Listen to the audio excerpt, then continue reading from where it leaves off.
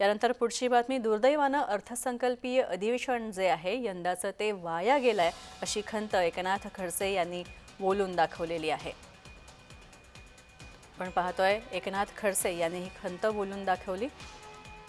यंदाचं राज्याचं हे अर्थसंकल्पीय अधिवेशन जे आहे ते वाया गेलंय, कोणत्याही प्रकारचे ठोस निर्णय घेण्यात आले नाहीत असं खडसे यांनी म्हटलेलं आहे।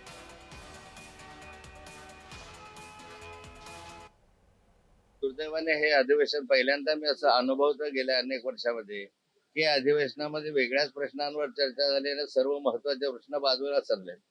या ठिकाणी कधी मसाजोगचं प्रकरण आलं असेल, कधी औरंगजेबाचं प्रकरण आलं असेल, कधी कामराचं प्रकरण आलं असेल आणि एवढा सभागृहाचा वेळ वाया गेला। आणि शेतकऱ्यांची कर्जमाफी असेल, शेतकऱ्यांच्या आत्महत्येचे प्रश्न असतील, मजुरांचे प्रश्न आहेत, कामगारांचे प्रश्न आहेत, अनेक कर्मचाऱ्यांचे प्रश्न आहे, हे प्रश्न सोडवणं यासाठी जे व्यासपीठ आहे त्या व्यासपीठाचा आपल्याला उपयोग करून घेता आला आणि असं दुर्दैवानं म्हणावं लागतं।